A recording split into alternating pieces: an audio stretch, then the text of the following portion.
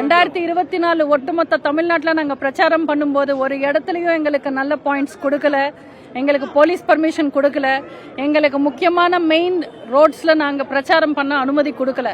ஏன்னா நாங்கள் உண்மைகளை பேசுறதுனால, தமிழ்நாட்டு மக்களுக்காக போராடுறதுனால அவங்க கிட்ட அனுமதி எப்பவுமே எங்களுக்கு கிடைக்காது. மக்கள் பிரச்சனைகளை எடுத்து பேசுறதுக்கு அதிமுகவுக்கு அனுமதி கிடையாது. மாணவர்கள் பிரச்சனையை பேசுறதுக்கு மாணவர்களுக்கும் அனுமதி கிடையாது.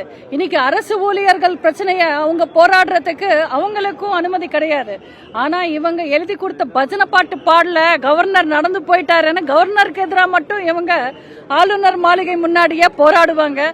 அவங்களோட ஆட்சி லட்சணம், திமுக லட்சணம் உங்க எல்லாருக்குமே நல்லா தெரியும். அதை பத்தி வேற என்ன சொல்றது?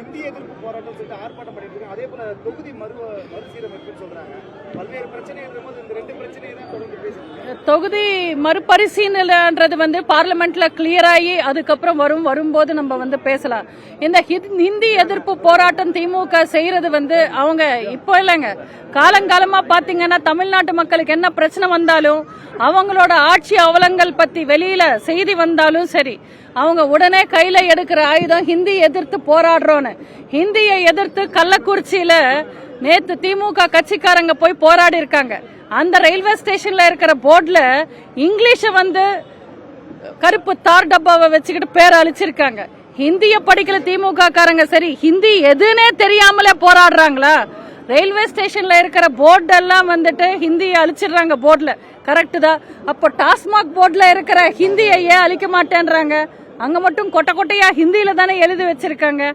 இவங்க ஹிந்தி எல்லாம் எதிர்க்க மாட்டாங்க, சும்மா வேஷம் போடுவாங்க, அவ்வளவுதான். சீமான் காவலர் கைது செய்யப்பட்டிருக்காங்க. எந்த ஒரு வழக்கா இருந்தாலும் உடனடியாக நடவடிக்கை எடுக்காத காவல்துறை ஒரு 4-5 ஆண்டுகளுக்கு பிறகு இப்போ நடவடிக்கை எடுத்திருக்காங்க. சீமான பழிவாங்கும் எந்த நபராக இருந்தாலும், எந்த கட்சி தலைவராக இருந்தாலும் அவர் பழிவாங்கும் நடவடிக்கையாக மேற்கொண்டிருக்காங்க. அது சீமானா இருக்கட்டும், அதிமுக தலைவர்களா இருக்கட்டும், பாஜக தலைவர்களா இருக்கட்டும், திமுகவை எதிர்த்து உண்மைகளை பேசினா, கடுமையா விமர்சனம் செஞ்சா யாரா இருந்தாலும் அவங்க அரெஸ்ட் பண்ணுவாங்க.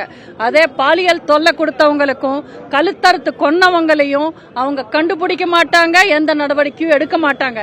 இந்த விஷயங்கள் எல்லாம் எங்களுக்கு தெரியும், எங்க தொண்டர்களுக்கு தெரியும். 4ஆம் தூணான நீங்க தானே மக்கள் கிட்ட கொண்டு போய் சேர்க்கணும். எல்லா உண்மைகளும் தயவு செஞ்சு மக்கள் தெரிஞ்சுக்கிற மாதிரி, புரிஞ்சுக்கிற மாதிரி நீங்க ஊடகங்கள் போய் கொண்டு போய் சேர்க்கணும்.